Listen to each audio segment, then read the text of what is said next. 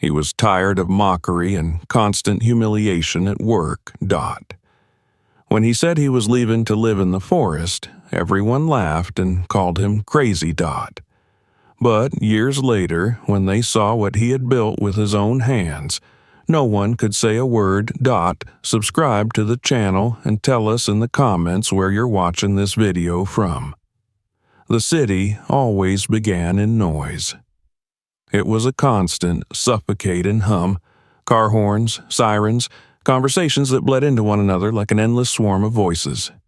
For years, Marcus had learned to move through it silently, like a man underwater, breathing only enough to survive. He worked as an engineer in a tall glass building that reflected nothing but itself.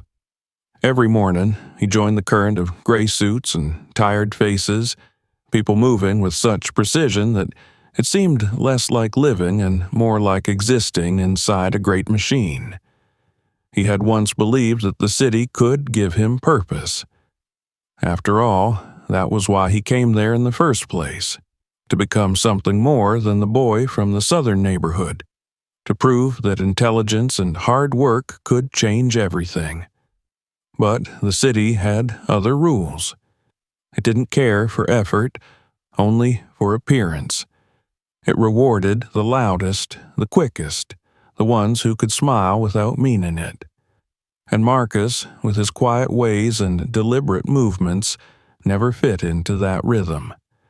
At work, he was competent, dependable, even respected by a few who saw his precision as a rare gift. Yet the others, the majority, saw something else. To them, his calm was slowness, his silence weakness. They joked that he was too rural, that he moved like a man raised in molasses. At first, Marcus ignored it. He thought time and performance would change their minds. But years passed and the jokes grew sharper. They mocked the way he spoke, the way he dressed, the way he ate alone. He became a shadow in their bright, artificial world. The turning point came slowly, through small humiliations that built upon one another until they formed a wall he could no longer climb. A miscalculated report in a project, one that wasn't his doing, was pinned to his name. He tried to explain, to show his notes, his data, his emails, but no one listened. His manager looked at him with that polite, corporate pity that hurt more than anger. "We need someone to take responsibility, Marcus," she said, her tone soft, her eyes elsewhere. "You're strong enough to handle this, right?" He nodded, because that's what people like him always did, and when the meeting ended, his name carried the weight of failure. By the end of the week, the video was already online. Someone had filmed him at the office gathering, standing awkwardly in front of everyone trying to respond to a taunting question about how it feels to be the company's slowest success story. His face, tired and bewildered, became a meme on social media. The caption read, "When you realize hard work doesn't fix stupid." He didn't confront them. He didn't shout. Instead, something quiet inside him broke loose, like an old rope snapping after too many years of strain. That night, he stayed late in the office long after the lights went out. The city outside glittered with thousands of windows, each one a tiny cage of light. He looked at his reflection in the glass, his dark face blending with the skyline, and felt for the first time that he didn't belong anywhere within that glittering expanse. He left without telling anyone. No farewell email, no announcement, just the slow, steady decision of a man who had already said all the words he could. When the morning came, he didn't take the subway. Instead, he walked. The rain had begun again, soft and steady, washing the streets in silver reflections. He moved past the crowded intersections, past the honking cars and shouting vendors, past the office towers that rose like monuments to exhaustion. The city tried to hold him, its screens flashing, its noise swelling, but he no longer heard it. By midday, he was at the edge of the urban sprawl where the last of the buildings gave way to old industrial grounds and patches of unclaimed land. A train rumbled somewhere far away. He stood there, soaked and shivering, staring at the faint line of trees beyond the highway. They looked impossibly distant, but they were real. The horizon, for the first time in years, wasn't made of glass and steel. It was alive. That night, Marcus packed the essentials into a worn canvas backpack. A change of clothes, his father's old folding knife, a lighter, a notebook and pencil, a small pot for boiling water, a photograph of his parents, taken long before the city swallowed his father's laughter. On his table, he left the keys to his apartment and his ID card, the symbols of everything he was supposed to be. He wrote nothing. No note, no message. There was nothing to explain. He took the late bus north, the one that rattled through smaller towns where neon faded into shadow. The passengers were few. An old woman asleep against the window, a trucker humming under his breath, a boy watching something on his phone. Marcus sat near the back, his head against the cold glass, watching the city's lights disappear behind him. It felt like watching his own past dissolve into darkness. The bus climbed steadily into the hills, the roads winding tighter. By dawn, the air had changed. It was colder, thinner, and carried the smell of pine. He stepped off at a desolate stop.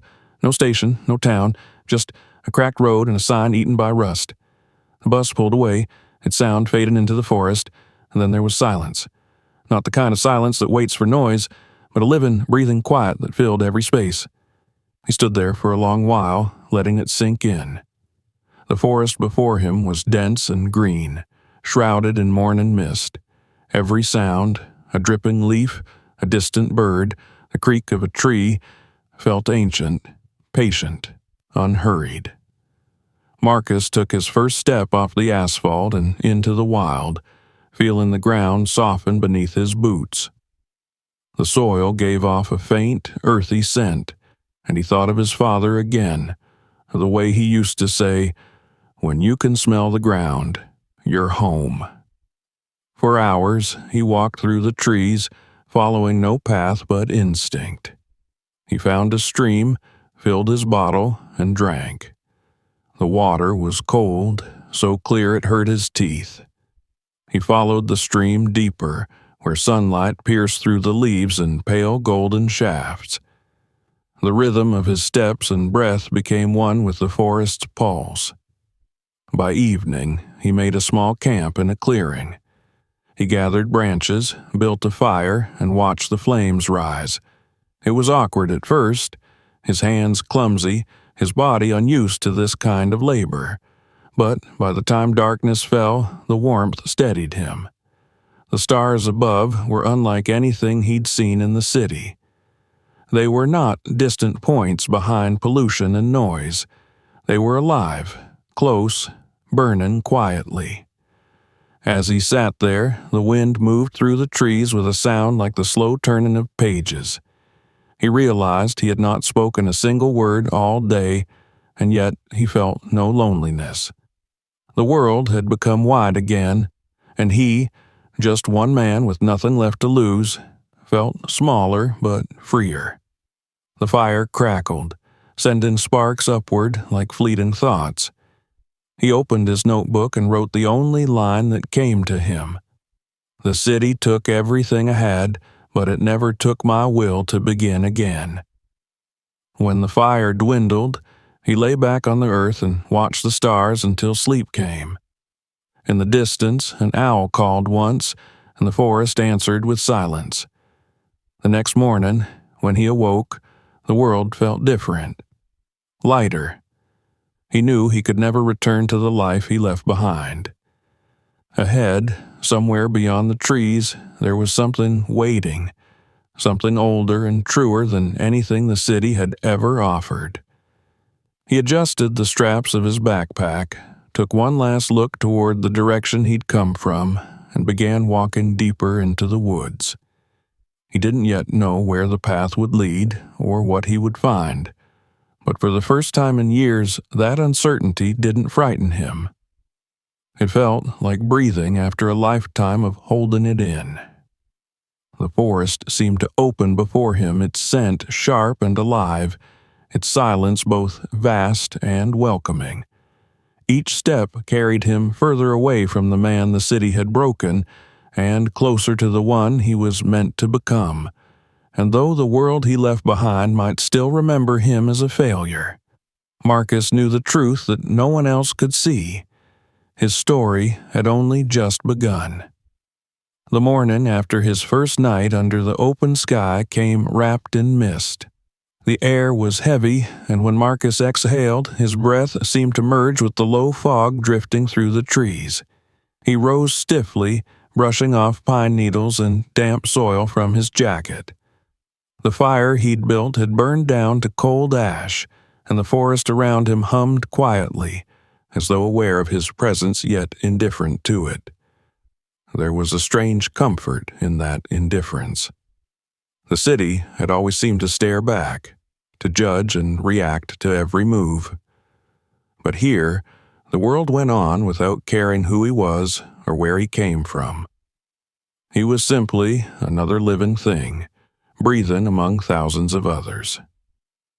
He packed his things carefully, folding his blanket, checking his small pot and knife, then took one long look around the clearing. The trees were tall and still, their trunks damp from the morning dew, their crowns fading into the pale haze above. Somewhere, far off, a woodpecker struck a hollow rhythm into the quiet. Marcus adjusted his pack and began walking deeper into the woods, following the faint trickle of water he'd found the night before. The stream guided him like a silver thread through the forest. Sometimes it vanished under fallen logs and reappeared in glimmering pools. He followed it for hours, resting only to drink or listen. Every sound was new to him. The crack of twigs underfoot, the sigh of wind weaving through branches, the sudden flutter of wings. He moved slowly, not out of fear, but respect. The forest had its own rhythm, and to rush through it felt almost like speaking over someone wiser. By midday, the fog had lifted, revealing a sky the color of bleached steel. Marcus found a flat rock near the stream and sat down to eat a handful of nuts and dried berries. His reflection in the water looked unfamiliar, his skin darker now under the sun, his eyes sharper, his beard already forming a shadow along his jaw. He realized, with a small trace of surprise, that he hadn't thought about the city since waking up. The weight of it, the noise, the humiliation, the endless pressure, had begun to fade like a dream he no longer wished to recall. The forest, however, was not gentle in its acceptance. As evening approached, the air grew colder, and hunger settled in like an old ache. Marcus had eaten little since he left the bus, and though the stream provided water, food was scarce. He saw the movement of a rabbit once, but it vanished before he could react. Later, as he built another small fire under a low canopy of trees, his stomach twisted painfully. Yet, even through the discomfort, there was a kind of clarity. Hunger stripped away everything unnecessary. It reminded him he was alive. That night, the forest was restless. The branches creaked overhead, and something large moved in the darkness beyond the fire's reach. Marcus froze, his hand instinctively gripping the knife at his belt. He could hear his own pulse in his ears. A distant crack, a rustle, and then nothing. Only the endless chorus of insects returned. He stayed awake long after the fire dimmed, staring into the dark, waiting for the fear to pass. It didn't, but it changed. It became sharper, cleaner, less like panic and more like awareness. He realized the forest wasn't his enemy. It was simply alive, vast and unconcerned. When dawn finally came, the fear had dissolved into fatigue. He packed his things again, determined to keep moving. Each day was a small test. He learned how to find dry wood after rain, how to use the curve of a fallen branch to create shelter, how to follow the sound of running water when his sense of direction faltered. He marked trees with small cuts from his knife so he wouldn't circle back unknowingly. The city had never demanded such attention. Everything there had been mapped, labeled, automated. But out here, every decision mattered. A wrong step could mean being lost for days. As days passed, the forest began to reveal its quiet order.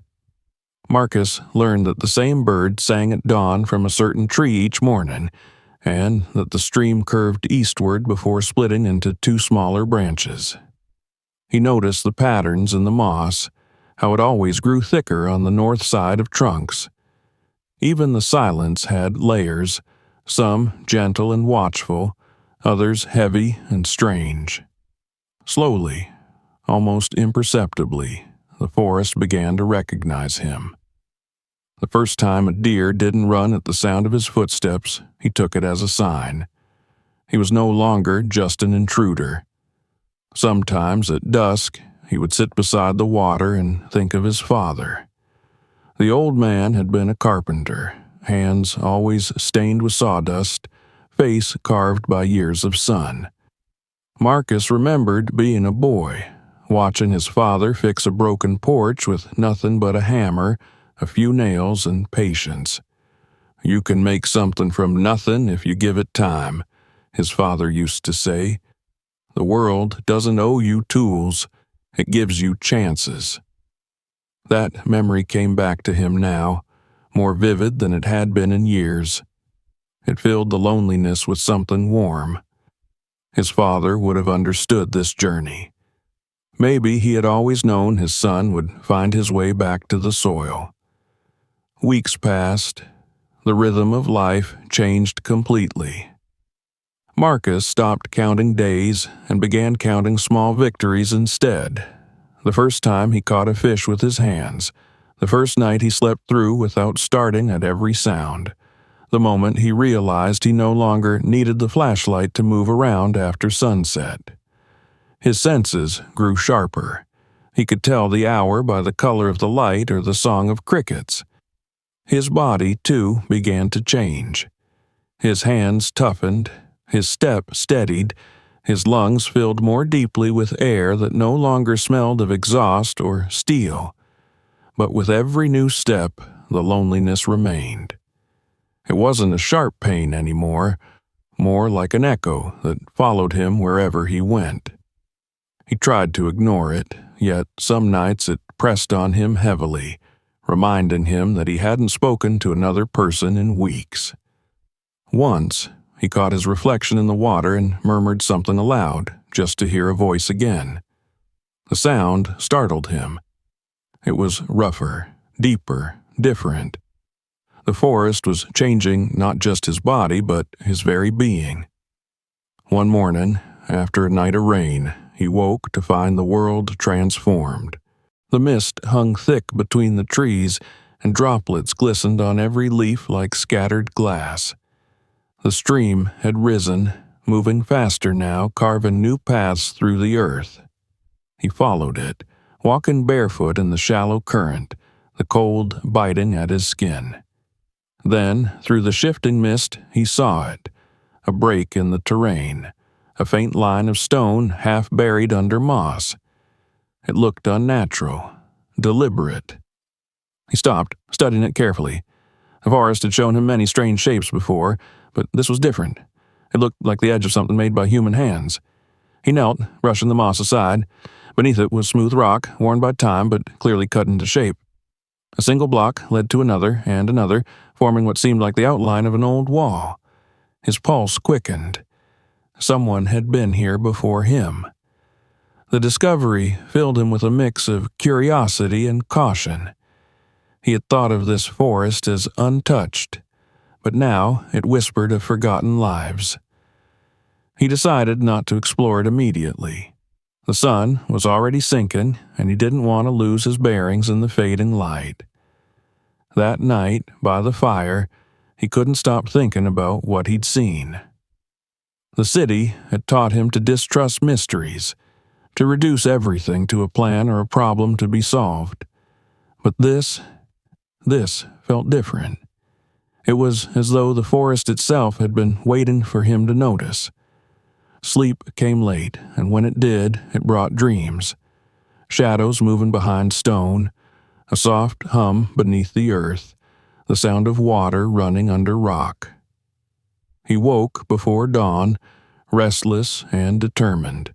He packed his few belongings and followed the stream back toward the place where the moss had parted. The mist was gone now, and the early light cut through the branches in thin golden beams. As he approached the stones, he saw more details he hadn't noticed before. The faint outline of an entrance, half covered by vines, and a slope leading upward toward what looked like a flat overhang of granite. It was larger than he'd first thought, perhaps the remains of an old shelter or foundation. He felt a thrill he hadn't felt since childhood. Discovery, pure and raw. He circled the formation slowly, touching the rough surface of the rock, tracing cracks that ran like scars through its surface. Something about it called to him. It wasn't just a structure. It was a place that seemed to exist between worlds, half nature, half human creation. And standing there, Marcus felt something settle quietly inside him. Maybe he hadn't come here by chance. Maybe the forest, in its own way, had led him here. The day stretched on as he explored the perimeter, mapping the shape of the stones, the slope of the ground, the way the sunlight hit the entrance. He found signs of old fire, charred marks on rock, faint traces of ash mixed with soil. Whoever had built this place had lived here long enough to leave their presence behind. As he stood in the cool shadow beneath the overhang, Marcus felt, for the first time since leaving the city, that he might have found something more than survival. He might have found a beginning. The forest had not just accepted him, it had guided him to this place under stone, quiet and forgotten, waiting for someone to bring it back to life. Marcus stepped closer, his hand brushing the damp wall, and whispered softly, almost to himself, "All right then, let's see what you're hiding." The wind moved through the trees as though in answer, carrying the faint scent of pine and rain. The forest no longer felt indifferent. It felt watchful. As the light faded and the first stars appeared between the branches, Marcus sat near the stones and built his fire once again. The flames flickered against the rock, throwing golden light across its weathered surface. Tomorrow, he thought, he would see what lay beyond. For now, he watched the smoke curl upward and disappear into the canopy, feeling for the first time that he wasn't alone. The city was far behind him, and the man who had left it was gone. Ahead waited something unknown, perhaps even dangerous, but alive in a way that the world of steel and glass had never been. Marcus leaned back against the earth, eyes half closed, the fire's warmth on his face. The forest murmured quietly around him. Somewhere within it, the stones beneath the moss seemed to breathe. And though he didn't know it yet, this place, the one the forest had shown him, would soon become his home. The following morning broke clear and cold, and for the first time since he had entered the forest, Marcus felt a trace of anticipation instead of uncertainty. The discovery of the stone formation had given his wandering purpose. He woke before the light fully reached the ground, his breath rising in thin clouds as the forest slowly stirred around him. The fire had burned low in the night, leaving a faint curl of smoke rising from the ashes. He sat for a while in silence, rubbing his palms together for warmth, watching the sun climb higher through the tangled branches. The stream beside him shimmered faintly, reflecting slivers of gold through the mist. After breakfast, nothing more than a few berries and the last of his dried nuts, he set about exploring the structure properly. It was larger than it had appeared in the dim light the day before. The stone overhang stretched far back like the brow of a sleeping giant. Beneath it lay a hollow space framed by thick beams, their surfaces gray and softened by time. Moss hung from them in curtains, and ferns grew from cracks where rainwater dripped down. Yet, for all its decay, the place held an undeniable strength. The stones were carefully placed, not random, and the roof of rock formed a natural shelter that had endured years of storms without collapse. Marcus moved slowly, crouching as he entered the shadowed space. The ground was uneven, covered in leaves and dirt.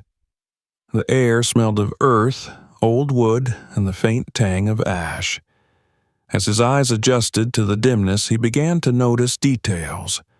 A few flat stones arranged in a small circle near the back, perhaps once a fire pit, the half-buried remnants of a wooden chair, the outline of what might have been a doorway, now sealed by fallen debris.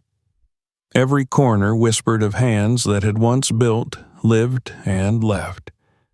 He felt a strange connection, as if he were intruding not upon emptiness, but upon memory. He stepped carefully, brushing aside dead leaves to see the floor beneath. In places, it was solid wood, still holding together despite years of neglect. His hand ran along one of the walls, the bark long stripped away, revealing pale lines of grain beneath. Whoever built this had known what they were doing. He tried to imagine them, a hunter perhaps, or a hermit, someone who, like him, had turned away from the world and chosen solitude over noise. The thought sent a shiver down his spine. Had they died here? Or had they simply moved on, leaving their refuge to be swallowed by time? Marcus left the shadow and stood outside again. The forest was brighter now, the mist lifting to reveal sharp beams of sunlight cutting through the canopy. He looked at the structure from a few paces away, tilting his head as though studying a problem. He saw the potential in it, the solidity of the stone, the natural protection it offered. This was not just a ruin, it was a foundation. A home could live here again if someone was willing to coax it back to life. And though he hadn't planned for anything so permanent, he knew, with quiet certainty, that he would stay. He began with small things.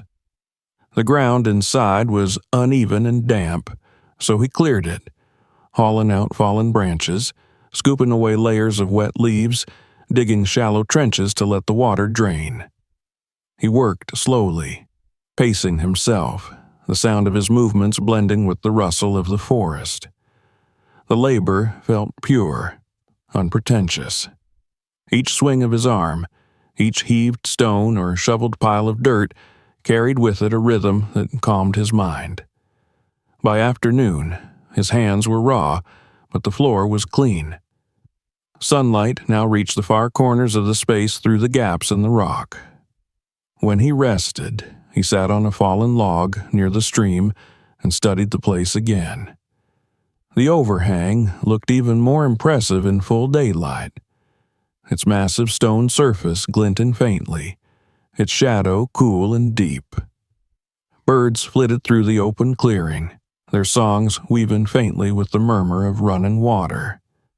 The forest didn't seem indifferent anymore. It watched him work. It responded, the wind shifting when he wiped his brow, the leaves trembling as though whispering approval. That night, Marcus built a fire near the mouth of the shelter. The flames licked at the edges of the rock above, painting it in warm amber light.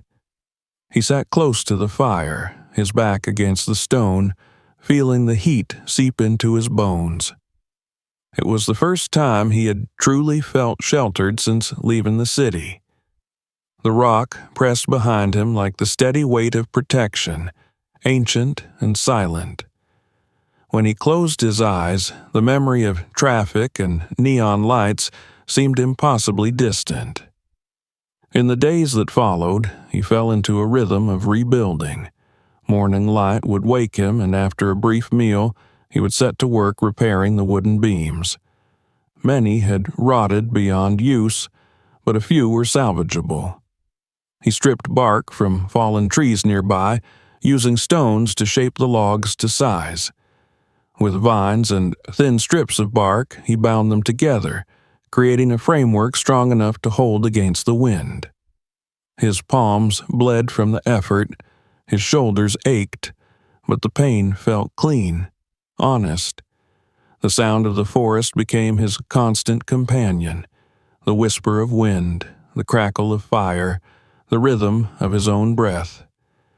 Occasionally, he would hear a distant animal, a fox padding through underbrush, a hawk's cry echoing between the hills. They no longer startled him. The forest, once so vast and alien, was beginning to feel like something familiar. He built a sleeping platform from branches and layered it with ferns and moss, thick enough to soften the hardness beneath him. Over time, the scent of the moss replaced the smell of damp wood in the air. He made a crude door from interwoven branches to close off the main opening at night, leaving a small gap near the top to let the smoke from his fire escape. When he looked at his work from outside, it struck him that the place no longer looked abandoned. It looked alive again. Yet, even as he worked, questions lingered. Who had built it before him? Why here, under this stone? He sometimes imagined the previous occupant, perhaps a man like himself, tired of the world, who had sought refuge beneath the same sky, who had sat before the same fire, listening to the same stream. He could almost feel that presence at times, not as something haunting, but as quiet company.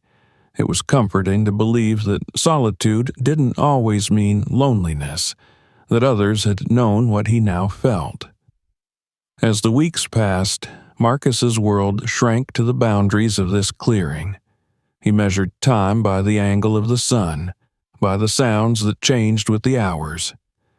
The days were long but full, and though his body ached, his mind grew lighter. He began carving small marks into the stone wall, not for counting days, but to remind himself of progress, a ritual of purpose. The city had demanded so much and given nothing. The forest asked nothing and gave peace. Rain came often. When storms swept across the mountains, he sat beneath the rock and listened to the drumming of water on stone. It echoed deep and low, like the heartbeat of the earth itself. He would watch rivulets stream down the edge of the overhang and into the soil, knowing that inside he was dry and safe. Those were the moments he realized what he had truly built, a place not just to survive, but to belong. Food was still scarce, but he learned. He found edible roots, wild mushrooms, and caught fish from the stream using simple traps of woven reeds. He boiled water in his small pot and flavored it with crushed leaves that smelled faintly of mint. Each small discovery felt like triumph, like a secret gift from the land.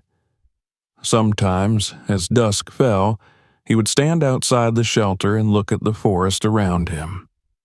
The air would shimmer with the soft hum of insects, and a cool wind would slip between the trees. The world seemed balanced in those hours, suspended between day and night, sound and stillness. He felt then that he was no longer an outsider but part of something vast and ancient. Once, while clearing brush near the edge of the clearing, Marcus found something buried under the soil. A small piece of metal, half rusted, shaped like the head of a tool or a buckle. He turned it over in his hand, tracing the faint grooves carved into it. It was a reminder that others had been here before him, that this place had held lives beyond his own. He placed the object on a shelf he'd made inside the shelter, beside a smooth river stone and a feather, tokens of the world that had chosen him. The days grew shorter as summer waned. The leaves began to turn, the forest painting itself in shades of gold and rust. Marcus spent longer hours gathering wood, storing food, reinforcing his roof with layers of bark and clay. The air carried a sharper bite now, but he didn't mind. The shelter was solid, the fire strong, his body accustomed to the labor. He no longer thought of the city at all. One night, as he sat by the fire, watching the shadows shift across the walls, he felt an overwhelming sense of calm. The crackle of the flames echoed softly against the stone, and the air smelled of pine and smoke. He realized he had not spoken aloud for days, maybe weeks, and yet he didn't feel lonely. The silence had become his language. The forest listened in ways no human ever had. He leaned back against the rock and let his thoughts wander. In the stillness, he felt gratitude, pure, wordless gratitude, for the stone above that sheltered him, for the trees that offered him wood and food, for the water that never stopped flowing nearby. Everything he needed was here, within reach, as if the world had finally opened its hand to him after years of rejection. He thought of the people who had mocked him, of their laughter in the office, their hollow confidence. He wondered where they were now, if they still measured their worth in promotions and screens. He felt no anger, only distance. That life seemed to belong to someone else, someone long gone. The fire burned lower, the shadows on the walls flickered and faded. Marcus closed his eyes and listened to the soft murmur of rain beginning again beyond the overhang. It was a steady rhythm, gentle, eternal. The earth breathed with him. The stone held him. For the first time in his life, he felt the quiet certainty of belonging, not to a place built by others, but to one he had made with his own hands.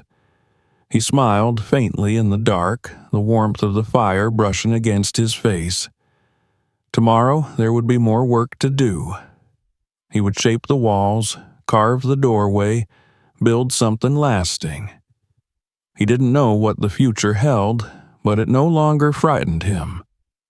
He had found his beginning beneath this ancient stone where the world and silence met, and where a man could rebuild not just a home, but himself. Autumn settled upon the forest like a slow exhale. The air grew cooler, the light softer, the trees brushed in colors that whispered of endings. For Marcus, the changing season marked not decline, but fulfillment. He woke each day beneath the sheltering stone, with a purpose more defined than any he had known in the city. There, his life had been filled with noise, emails, deadlines, voices overlapping in glass corridors. But here the world spoke in simpler tones, the rhythm of his own footsteps, the whisper of wind through branches, the measured sound of his breath as he worked. Each morning began the same way. He would rise before the sun, when mist still clung to the forest floor and dew dampened his hair. The first task was to rekindle the fire, coaxing embers back to life with careful hands. Then he would fetch water from the stream, its surface shining like polished silver, and watch the ripples scatter the first reflections of light through the trees. Breakfast was meager: fish roasted on a stick, a handful of berries, or whatever roots he had gathered the day before. But he no longer felt deprived. The food tasted real, unmasked by anything artificial. It filled not just his body, but something deeper, a part of him that had long gone hungry in the city's hollow abundance. After eating, he began the day's labor. The shelter was taking shape, but there was always work to do. He reinforced the walls with thicker logs, pressing clay and moss into the gaps to seal the wind. He mixed the clay with his bare hands, feeling the cool grit between his fingers, the scent of soil rich and alive. When he stepped back to look at his work, the structure seemed to breathe, a living extension of the forest itself. The roof, once a crude patchwork of bark, was now layered and firm, designed to channel rainwater toward a small trough he had dug for collection. His father would have approved of the craftsmanship, Marcus thought.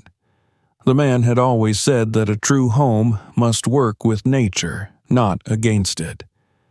Throughout the long hours of work, Marcus found that silence no longer weighed on him. It had changed. In the city, silence had been uncomfortable, an absence that demanded to be filled with words or sound. Here, silence was presence.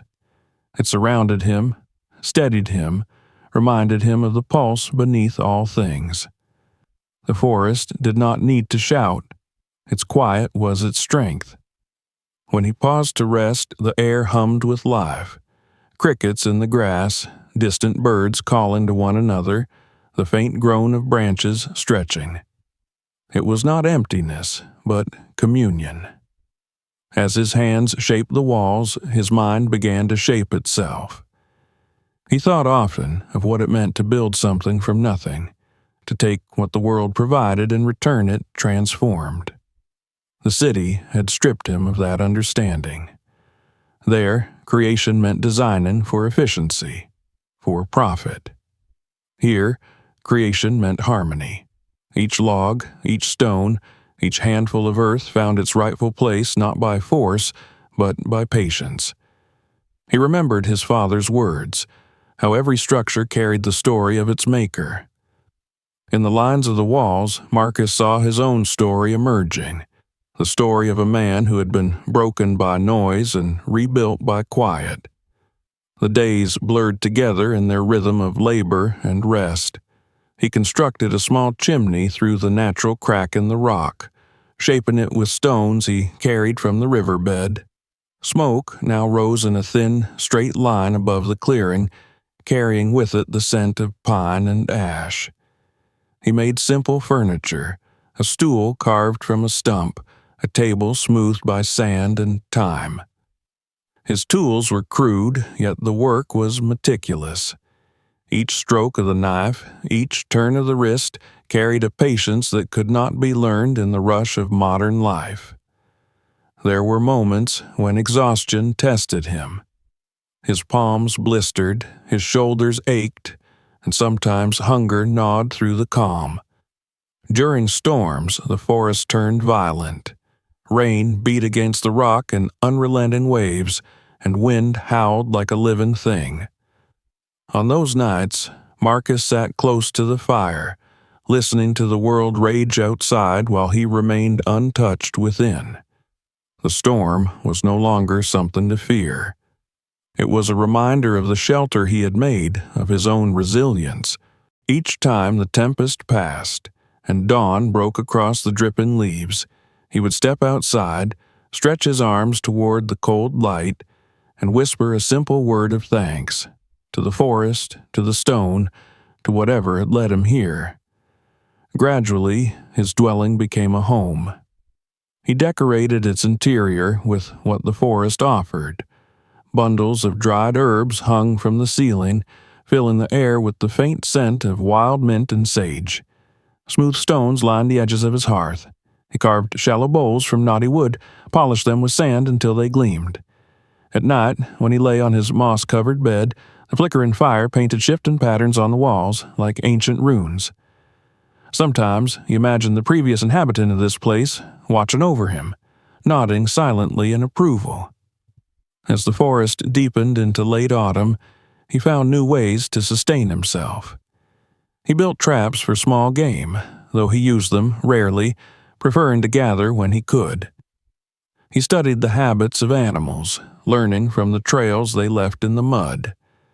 The stream became his lifeline, its gentle murmur constant even when the nights turned cold.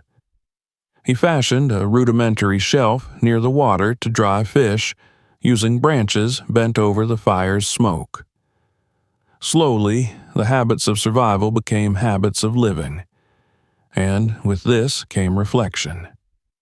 While working one afternoon, splitting logs under the open sky, Marcus realized he no longer thought of time as he once did. There were no clocks here, no schedules or deadlines. The forest moved by its own calendar, and he followed it instinctively. He rose with the sun and rested when the shadows grew long. Sometimes the days seemed endless. Other times they vanished like breath on glass. He no longer knew what day it was, nor did he care.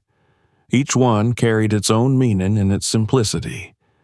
He had not seen another human being in months, and yet he did not feel lonely. The forest had become a presence, silent, steady, protective. He talked to it sometimes without realizing it, murmuring words of acknowledgement as he worked. When he lifted a heavy stone, he would mutter, "Help me out here, old friend." And when the wind rustled the leaves in reply, he almost believed it answered. He began to understand what solitude truly meant. Not isolation, but the freedom to exist without pretense. There were nights, however, when memories crept in like cold air through the cracks. He would recall faces from the city, their laughter, their derision, and wonder what they would say if they could see him now. Would they call him mad? Would they mock his crude walls and rough clothes? The thought no longer stung. If anything, it brought a faint smile.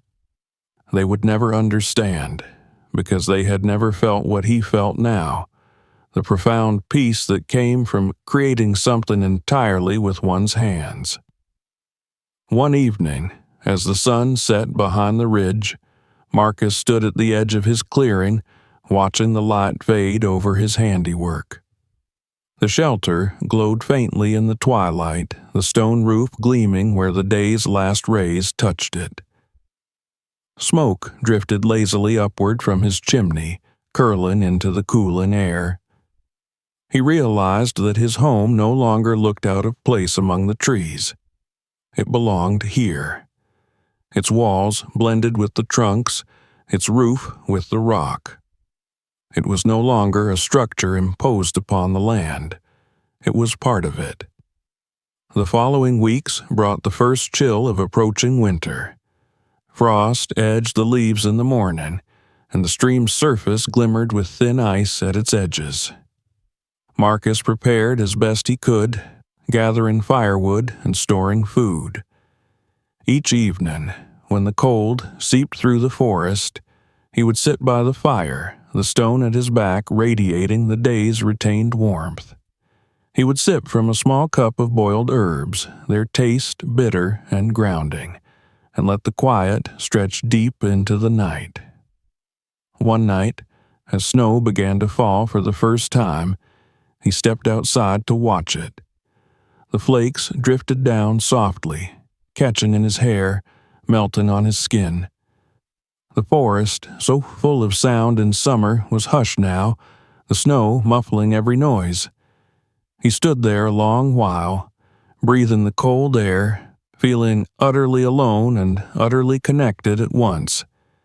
When he turned back toward the shelter, the glow of the fire within looked almost golden against the white.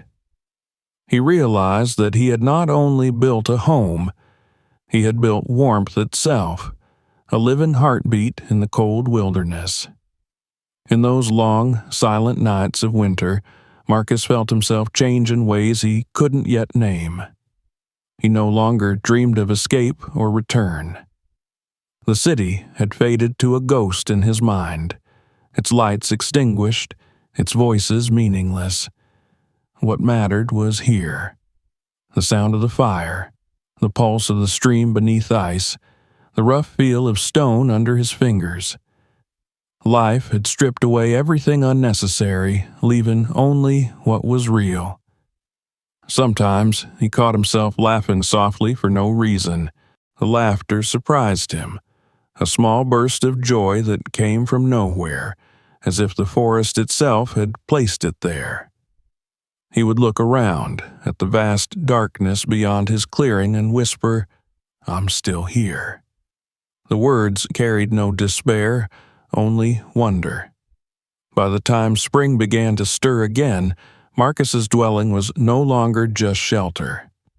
It was home in every sense of the word, a reflection of his labor, his endurance, and the silence that had shaped him. He had become part of the rhythm of the land. When the first thaw came and the forest began to wake, he felt it as though it were his own pulse quickening. He stood one morning outside his home, the sun spilling through branches wet with melting snow, and felt a deep calm settle within him. He realized that the world beyond the trees might still go on, its towers, its meetings, its noise, but none of it touched him now. He had built something that the city could never take away. Here, beneath the great stone that had once loomed above him, he had found not just safety, but meaning. The forest breathed around him, the stream sang softly, and the house he had made stood firm against the wind. In that moment, Marcus knew that the labor and silence had not been punishment. They had been purification. And in that purity, he had found the one thing he had searched for all his life: peace that required nothing but to exist. By the time the snows melted and spring returned, Marcus's world had shrunk to the quiet circumference of his forest clearing, and yet within it he felt infinite space. Each morning he stepped outside to greet the pale light of dawn filtering through new leaves, and each evening he watched the fireflies rise like sparks from the underbrush. The stone roof above his home had grown soft with moss, and the air carried the scent of thawed soil and rain. It was life in its purest rhythm, and he no longer marked the days by calendars or clocks. But while he had become invisible to the city had not entirely forgotten him.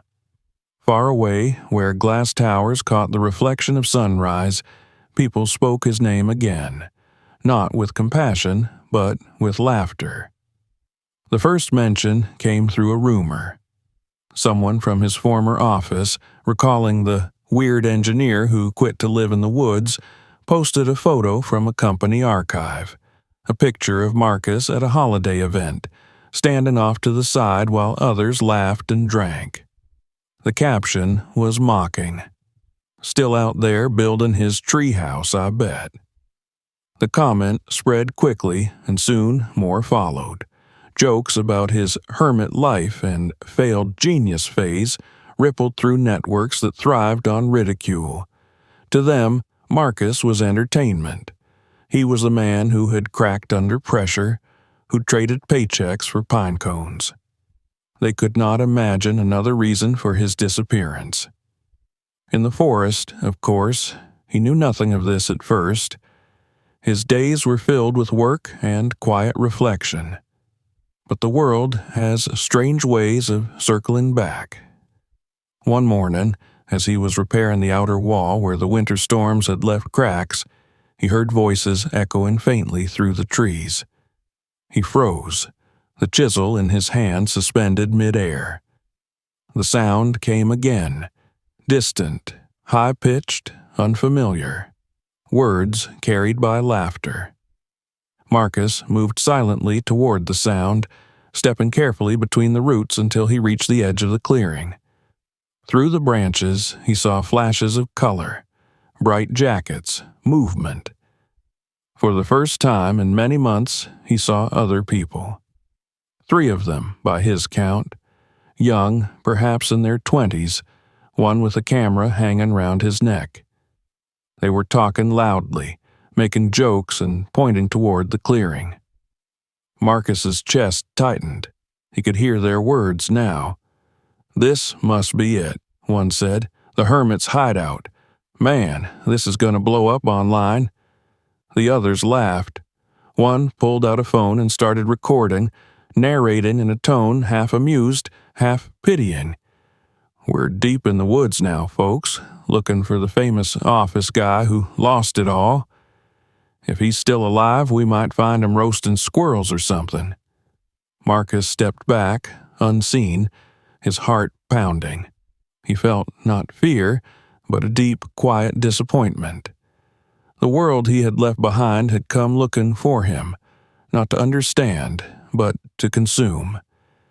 He could already imagine the captions they would write, the jokes they would share. For a moment, anger stirred in him, sharp and bitter, but it passed as quickly as it came. He had not built this life for them. They could not touch what they did not understand.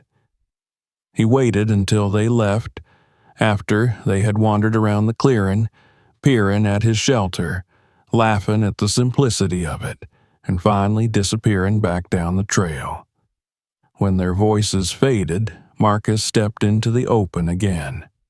The air seemed heavier now, the silence bruised by their intrusion. He walked slowly around his home, examining the footprints they'd left in the soft ground. Near the entrance, one of them had scratched something into the bark of a nearby tree, an arrow and a word, Hermitville. He stared at it for a long time, then brushed his hand over the mark until it was gone. That night, as the fire burned low, Marcus thought of the faces from his old life, of those who had once mocked him within office walls, and he realized how little had changed. The city still fed on the same hunger, mockery, judgment, the illusion of superiority. They could not stand to see someone live outside their circle because it reminded them how small their own freedom was. He smiled faintly in the firelight, not out of joy but understanding. The laughter they aimed at him was only the echo of their own fear. Days later, his solitude was broken again. This time he heard the faint hum of a drone. Looking up, he saw it glinting in the sunlight, a mechanical insect buzzing overhead. It hovered near his clearing, its tiny red light blinking. He picked up a stick and waved it away, but the thing persisted, circling like a curious bird. He realized it was filming him. Somewhere, perhaps hundreds of miles away, someone was watching, their face lit by a screen, seeing him not as a man, but as a spectacle. The thought filled him with a strange mixture of pity and resignation. The next week, the world discovered him anew. The video, grainy, shaky, with captions full of sarcasm, spread across the internet. "Modern caveman still alive," one headline read. Another simply said, "He left society. For this?" The comments flooded in, people mocking his beard, his clothes, his crude dwelling. Some called him insane. Others, to his surprise, defended him, saying he looked peaceful, saying maybe he'd figured something out that they hadn't. But Marcus did not see any of it firsthand. The forest remained his only truth. The noise of the world had no place here. A month later, a journalist came.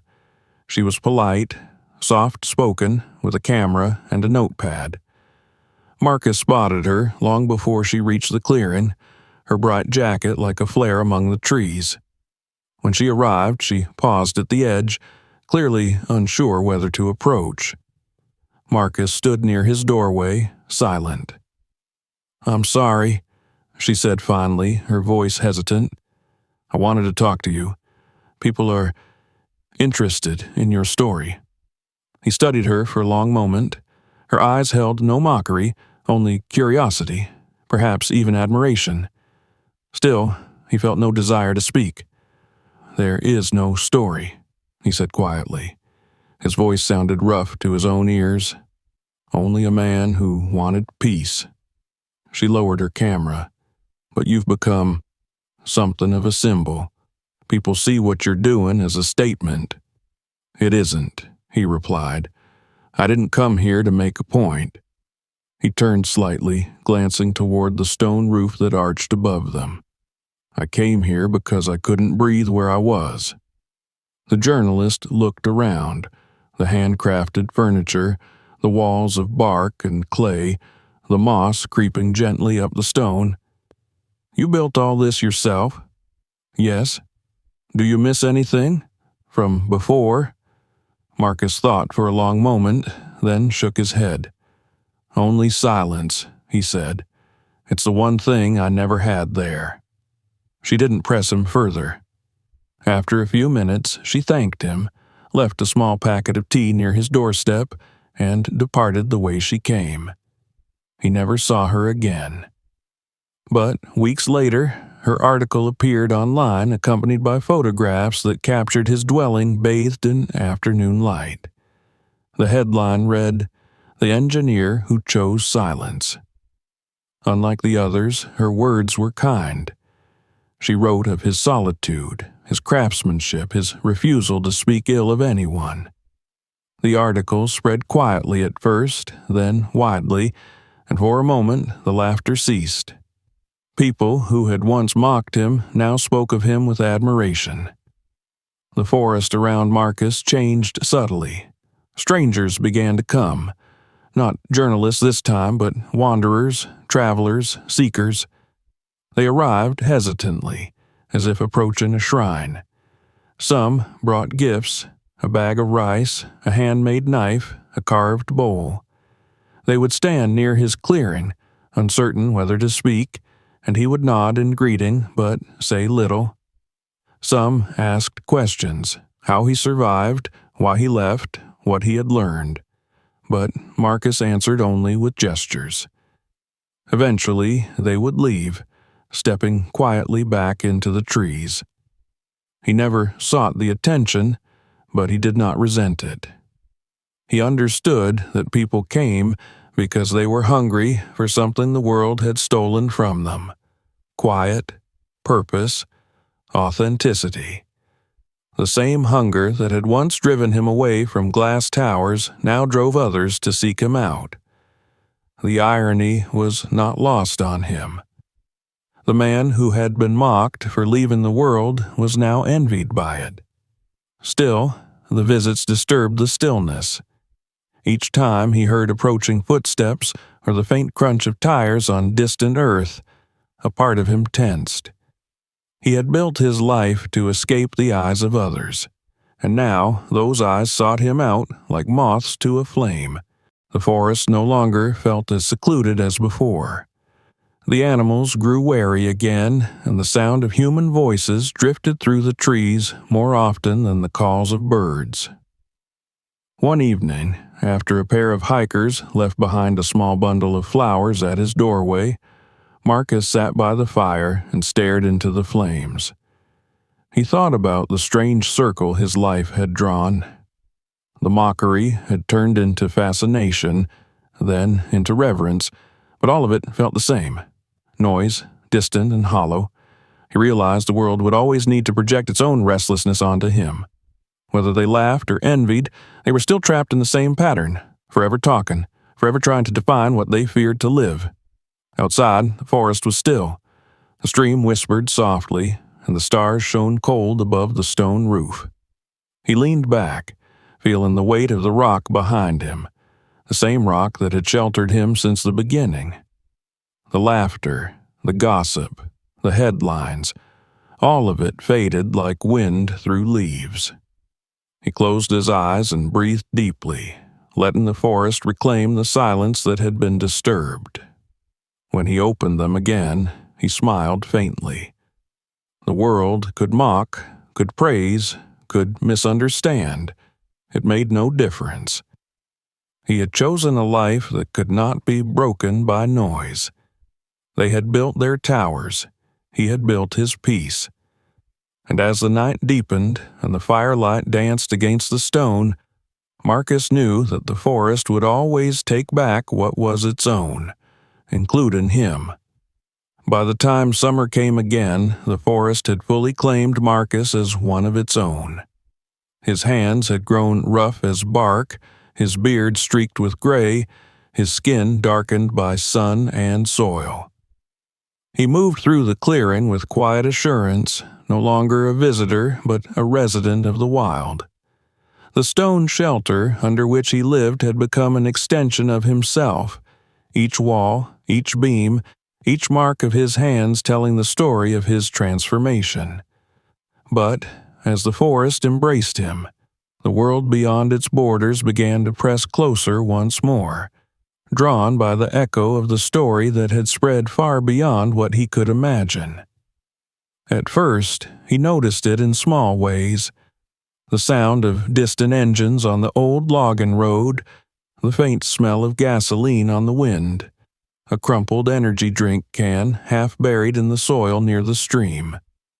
He found it strange that such signs of the city could reach him here, deep in the wilderness that had once felt untouched.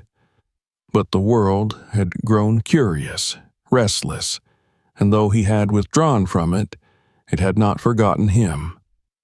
One morning, as the mist lifted and the forest glowed with the first light, Marcus heard a new sound, a low, mechanical hum, steady and deliberate. He looked up from his work and saw the helicopter cresting the horizon. It moved slowly above the trees, searching. For a moment, he froze, then stepped back into the shadow beneath the stone. The machine circled once, twice, its blades stirring the canopy into motion, and then it drifted away. The noise faded, replaced again by birdsong, but something in him shifted. The sky no longer felt like a boundary of peace. It had become a reminder that the outside world was watching. A few days later, the visitors returned, not the curious hikers or the reverent wanderers of the previous year, but something more organized. They came on foot, 6 of them, dressed in hiking gear that looked too new, too deliberate. One carried a camera on a shoulder rig, another a microphone. A man in a crisp shirt walked ahead, speaking in the loud, confident tone Marcus remembered from his old life, the tone of someone used to being heard. "Mr. Allen," the man called out, his voice cutting through the quiet like a blade. "We just want to talk. We're with Global News. We're doing a follow-up about your story." Marcus stayed still in the shadows, watching them from behind a tree. He could see the glint of sunlight off their lenses, the restless movement of their hands, the impatience in their stance. They were hunting a moment, not a man. "It's amazing," one of them whispered. "He really lives out here, alone. It's like something out of a film." They took photographs, moving around the clearing, their boots trampling over wildflowers and the soft moss he'd grown to love. The camera captured his shelter, the stream, the tools he'd made. The reporter stood at the center of it all, gesturing as he spoke into the lens. "Behind me is the home of Marcus Allen, the man who turned his back on modern life. He's been here for over 2 years now, surviving entirely off the land. What drives a person to abandon society? What truth has he found in solitude?" Marcus felt a flicker of anger rise in him, sharp and unfamiliar. They spoke of him as if he were already gone, a relic, a curiosity. He wanted to shout, to tell them to leave, to remind them that they were intruding on something sacred. But another part of him, older, quieter, held him still. The forest had taught him that anger was just another kind of noise. When they finally left, their laughter echoing faintly through the trees, Marcus stepped into the open once more. The clearing looked different now, exposed. He could almost feel the gaze of unseen eyes lingering on it. Weeks passed, and with them came others. Some journalists, some wanderers, some simply curious. They came with questions, cameras, and expectations. Many brought gifts, canned food, books, even tools. They spoke to him kindly, some with reverence, some with the awkward enthusiasm of people who had built him into an idea. "You're an inspiration," one woman said. "You've shown us that it's possible to live free." Marcus listened politely but said little. He didn't want to be a symbol. He hadn't come here to prove anything or to be admired. He had come to breathe. Yet their admiration was a kind of weight. It pressed on him like the air before a storm, heavy and inescapable. One afternoon, a man appeared who wasn't like the others. He wore a faded jacket, his hair unkempt, his eyes tired. He carried no camera, no gifts. He stood at the edge of the clearing for a long time before speaking. "You don't remember me, do you?" he asked. Marcus studied him, then shook his head. The man smiled faintly. "We worked together before you left. I was in logistics. You probably never noticed me." Marcus nodded slowly. "That was a long time ago." The man's gaze moved around the clearing, lingering on the stone roof, the fire pit, the simplicity of it all. "They talk about you back there," he said. "Some still laugh. Most don't. They envy you, I think. They wonder how you did it. Just walked away." "I didn't walk away," Marcus said quietly. "I walked towards something." The man looked at him, his expression thoughtful. "You know, I thought about it too. Leaving, starting over. But I couldn't. I have kids, a mortgage, the usual chains." He chuckled softly, though his laughter carried no joy. "You were the only one who actually had the courage." Marcus said nothing. The man stayed for a while longer, then left without saying goodbye. When his footsteps faded, Marcus felt an ache he hadn't known in a long time, a reminder of the world he'd once been part of and of the people still trapped inside it. That night, as he sat by the fire, he realized something had changed. The forest was no longer the same sanctuary it had been. It was still beautiful, still alive, but now it felt fragile, almost watched. The hum of the world beyond the trees had crept closer, infiltrating the edges of his solitude. He could feel it in the way the birds startled more easily, in the way the air seemed to carry echoes of voices. Then, one morning, he found a path. A new one, faint but unmistakable. Someone had cut through the underbrush, leaving footprints and broken branches behind. He followed it for a while, heart heavy. It led toward the main road miles away, toward civilization. For the first time since he had built his home, Marcus considered leaving, not to return to the life he had abandoned, but to move deeper still, beyond the reach of curiosity and fame. The forest was vast. There would be other places, quieter ones, but as he stood at the edge of the clearing, the stone roof behind him glowing in the morning sun, he hesitated. This place had been his salvation. Could he really leave it behind? The answer came slowly, as answers in the forest often did. He realized that running again would change nothing. The world would always find him because it no longer saw him as a man, but as an idea. What he had built here was not just a shelter. It was a mirror, reflecting the hunger of those who came looking for meaning. To abandon it now would be to surrender to that hunger. So instead, he chose stillness. As summer deepened, the visits dwindled. The world, as it always did, moved on to new distractions. Marcus found himself alone again, and the forest, patient and forgiving, began to close around him once more. The footprints faded, the birds returned, and the silence stretched long and soft. He repaired what the visitors had disturbed: the trampled grass, the broken branches, the small scars left by careless boots. Nature, too, was healing. He began to notice new life returning: a fox den near the stream, a pair of swallows nesting in the eaves of his shelter. He fed them crumbs of bread and watched their cautious curiosity turn to trust. The forest had forgiven him, and he, in turn, forgave the world. People would come and go, laugh and forget, but the trees would remain, their roots deep, their patience endless. Sometimes he would think about those who had visited, the journalist, the wanderers, even the former colleague. Each had carried their own story, their own burdens. Perhaps the forest had called them too, in its quiet way. Perhaps that was the true reason anyone came here, not to find him, but to hear what the silence had to say. As the days grew shorter again, Marcus found peace in knowing that the world had returned, and that it no longer mattered. He had nothing to defend, nothing to prove. His home under the stone would stand, whether people spoke his name or forgot it.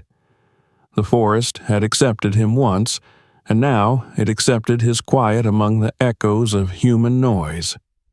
On the last night of summer, he sat by the fire and watched the sky turn from gold to indigo. The air was still, the world utterly calm. In the faint light, his reflection shimmered on the surface of the stream, older, steadier, softened by years of solitude. He thought of how far he had come, from the noise of the city to this stillness, and realized that the world's return had changed nothing essential. The forest had always been his teacher, and its lesson was simple. Peace is not a place you find, but a choice you make. He looked towards the stone roof, now glowing faintly under the stars, and smiled. Whatever the world chose to remember of him, hermit, fool, prophet, was beyond his concern. The forest knew his truth, and that was enough. The night deepened, and as the fire burned low, Marcus closed his eyes. The wind moved gently through the trees, carrying with it the faint, forgiving whisper of the world he had left behind. Winter came softly that year, carried not by sudden storms, but by the slow settling of frost upon leaves and stone. Marcus had lived beneath the great overhang of rock long enough that the seasons no longer felt like interruptions but like deep breaths taken by the same living world that now surrounded him. Each shift in the air, each new scent of pine or snow, told him what to expect. He knew where the foxes would travel in the cold months, where the deer would pause at dusk, where the stream would freeze first, and where it would still run under thin ice. There was a rhythm to it all, a quiet order, and Marcus had become part of that rhythm. His days no longer followed the logic of calendars, but of light and silence. When the first snow fell, he sat outside his shelter and watched the flakes drift slowly through the still air, landing soundlessly on the roof of his home, on the stones, on his roughened hands. They melted there, leaving tiny drops that sparkled in the faint sunlight. He thought of the first winter he had spent in the forest, how cold and uncertain it had been, and how different he was now.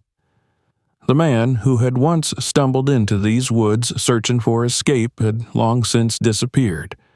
What remained was someone else entirely, someone quieter, older in spirit, not broken but transformed. His home had grown in those years without plan or design, shaped by need and instinct. Moss and ivy now climbed the lower walls, binding the shelter to the earth so that it seemed to have grown there rather than been built. The small chimney, once crude and uneven, now stood straight and dark against the pale sky. Smoke rose gently from it most evenings, curling into the air like the breath of the forest itself. Inside, Marcus had carved patterns into the wooden beams. Spirals, leaves, the outlines of animals he had come to recognize as neighbors. They were not decoration so much as conversation, a way to mark his place among things that had no words. He spent the short days working quietly, repairing what winter threatened to undo. He gathered fallen branches, split logs, sealed cracks with resin, and prepared stores of food. The forest provided enough, though never more than that. He had learned to read its generosity. When the stream froze, he cut through the ice carefully, taking only the water he needed. When animals left tracks near his clearing, he studied them, ensuring he never frightened them away. Over time, the creatures had grown accustomed to him. Birds landed near his fire. A squirrel often darted inside the doorway to steal crumbs from his table. Once, he woke to find a deer standing at the edge of the clearing, watching him with calm curiosity before vanishing into the mist. He had stopped seeing them as visitors and more as companions in a shared solitude. At night, when the fire burned low, he would sit in the doorway and look up at the stars. Their constellations had become familiar now, each one a reminder of how vast the silence truly was. Sometimes he spoke to them softly, not in prayer, but in gratitude. There was no loneliness in those conversations. He felt the forest around him listening, and he listened in return. The wind moving through the trees was a kind of speech, the crack of ice in the stream a punctuation. The earth had a language of its own, one that only patience could teach. The world beyond the forest had faded like an old dream, yet sometimes fragments of it drifted back to him. On clear nights, he could see a faint glow far to the south, distant lights from towns or highways. They no longer stirred longing in him. They were like memories seen from underwater, blurred and unreachable. He wondered if anyone still spoke his name, or if the story of the man in the woods had finally been replaced by other stories, newer distractions. The thought did not trouble him. He had learned that all things are forgotten in time, and that forgetting was a kind of mercy. Yet, despite his solitude, Marcus was not untouched by the world. Now and then, travelers still passed through, drawn by old rumors, though far fewer than before. They came quietly, respectful of the place they had heard about. Some brought small gifts, a knife, a woven blanket, a packet of seeds. He accepted these not as offerings, but as gestures of kinship. They would stay a while, sit by his fire, and speak of their own lives, of the cities they wished to leave, of the exhaustion that had driven them to search for peace. Marcus listened, rarely interrupting, his gaze steady, his hands resting on his knees. When they asked him what wisdom he had found, he would shake his head and say only, "Silence is enough." It was not advice, it was truth. They often left in tears, though he had said so little. He understood then that what people sought was not his story, but the permission to be still. The forest did the teaching, not him. He was merely a witness. One visitor, a woman with weathered hands and eyes that seemed to have seen many losses, stayed longer than most. She helped him mend the roof after a storm, her movements careful and sure. For days they worked without many words, communicating through gesture and rhythm. When the repairs were done, she sat with him by the fire. "I used to be a nurse," she said. "I spent years keeping people alive who were ready to go. I thought I was doing good, but now I'm not sure. Maybe we all fight too hard against what's natural." Marcus looked at her, the firelight flickering across her face, and said quietly, "The forest doesn't fight the seasons, it just changes." She nodded, and that night she wept softly while he listened to the rain outside. When morning came, she thanked him and left without saying goodbye. He never saw her again, but weeks later he found a bundle of wildflowers tied to the edge of his door. Time slipped by as it always did, without warning, without haste. The days shortened again, and the cold deepened. Marcus's movements grew slower, but his heart lighter. His life had become a circle, each season folding into the next, each breath carrying the same quiet gratitude. He sometimes thought about the people who had mocked him long ago, the faces blurred by memory. He imagined them older now, perhaps changed, perhaps not. He wondered if any of them had ever stepped outside their towers to listen to the wind, If any had discovered that peace was not something to be achieved, but something to allow.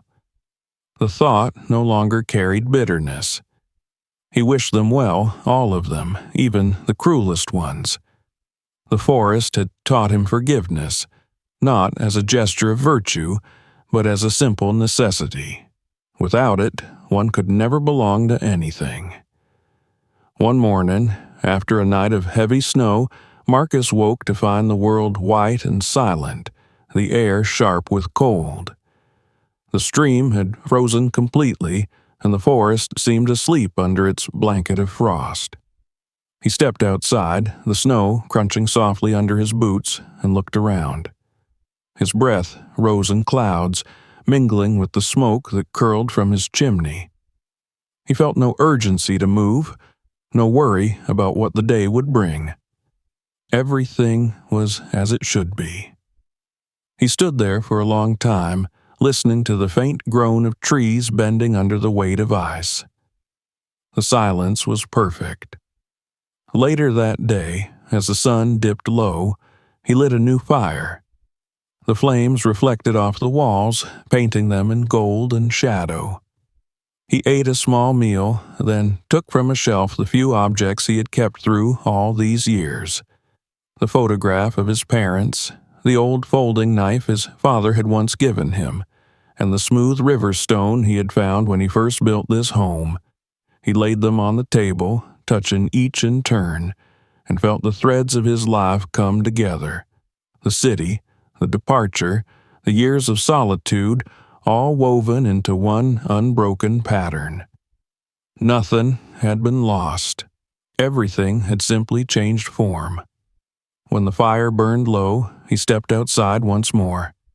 The sky above was vast and filled with stars, brighter than he had ever seen them. The forest stretched endlessly in every direction, dark and full of life unseen. Marcus felt a stillness settle over him, deep and complete. He realized then that he no longer thought of the forest as a place apart from himself. It was not his home. It was him. The same air that moved through the trees moved through his lungs. The same earth that rooted the great oaks lay beneath his feet, and would one day take him too. He was not separate from any of it. He sat on a fallen log, looking at the small circle of light cast by his fire. The warmth touched his face, and behind him the forest breathed, slow and eternal. He felt no need for words, no desire for memory or legacy. The man who had once fled humiliation and noise had found something beyond pride, beyond even peace. He had found belonging. The laughter of those who once mocked him had long ago faded into silence, and in its place there was only the gentle hum of life continuing. As night deepened, he closed his eyes and listened. The forest whispered softly around him, its voice indistinguishable from his own heartbeat.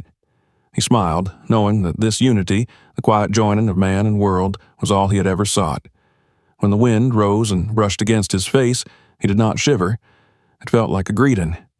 And when dawn came, spilling its pale light across the stone and the snow, Marcus was still there, seated before the fire, his expression calm, his hands resting easily in his lap.